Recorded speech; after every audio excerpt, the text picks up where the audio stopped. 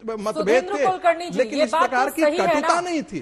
ये बात तो सही है। देखिए, मोदी युग की जब से शुरुआत हुई या फिर नरेंद्र मोदी को लेकर ये जिस मौत के सौदागर शब्द का इस्तेमाल कर रहे हैं, 2007 के गुजरात विधानसभा चुनाव में उसका इस्तेमाल हुआ था। 2014 में वो चाय वाले पर किस तरह की टिप्पणी करते हैं, और नेताओं की लंबी फहरिस्त है।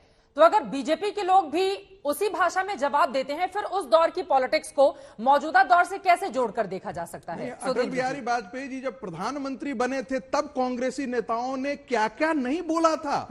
उनके आजादी में कैसे वो मुखबिर थे, कैसे वो दूसरों के लिए काम किए थे, क्या क्या नहीं बोला था। राष्ट्रीय स्वयंसेवक संघ के लिए क्या क्या नहीं बोला था। ऐसे लगता है जैसे स्वतंत्रता संग्राम की सारी लड़ाई जो है वो गांधी परिवार के लिए लड़ी है, गांधी परिवार ने लड़ा हो। और श्रीमती सोनिया गांधी जैसे 1971 में कौन नहीं जानता है कि श्रीमती सोनिया गांधी इटली के दूतावास में जाकर के छिप गई थी, और आज भारतीय राष्ट्रवाद की वो प्रतीक महिला बन जाती है कांग्रेस के लिए।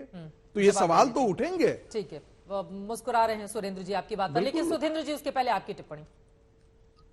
देखिए, हम इतिहास में जाएंगे तो भारतीय जनता पार्टी के लोग कांग्रेस के बारे में जो जो अपशब्द का इस्तेमाल किया है, या कांग्रेस के लोग भारतीय जनता पार्टी के नेताओं के बारे में जो अपशब्द किए हैं, ये सब हमें मिलते हैं। लेकिन इससे यानी आज की जो घटना है, इसका अर्थ हमें नहीं मिलेगा। राजनीति एक प्रवाह है। इसमें जो कल परसों जिसके मन में कुछ विचार थे, आज बदल रहे हैं, तो इसका स्वागत होना चाहिए।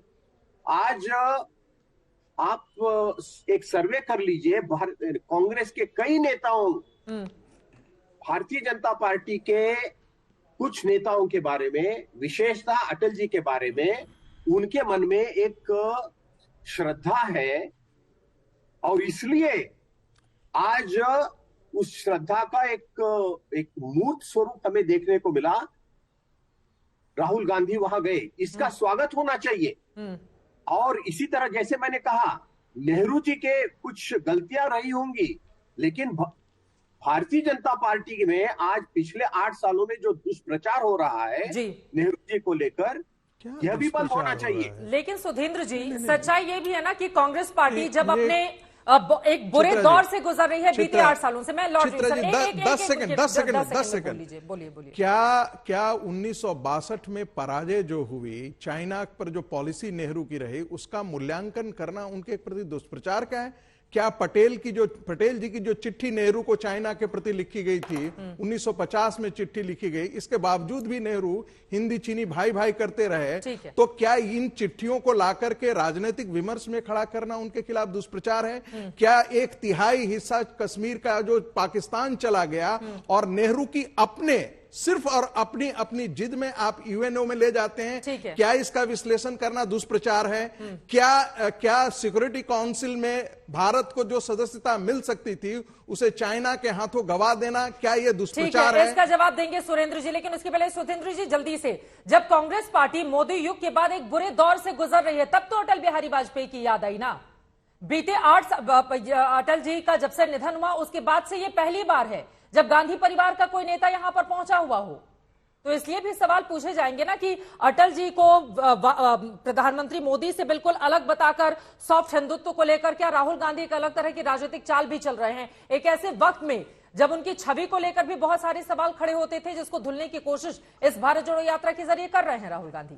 ये भारत जोड़ो यात्रा के दौरान ये हुआ है, इसको आप समझ लीजिए। और जैसे मैंने कहा, भारत जोड़ो यानी भारत के जनता को भी जोड़ो, और विचार प्रवाहों में भी एक सिमिलैरिटी की खोज करो। इसलिए राजनीतिक साहस जो राहुल गांधी ने दिखाया है, इसकी प्रशंसा होनी चाहिए।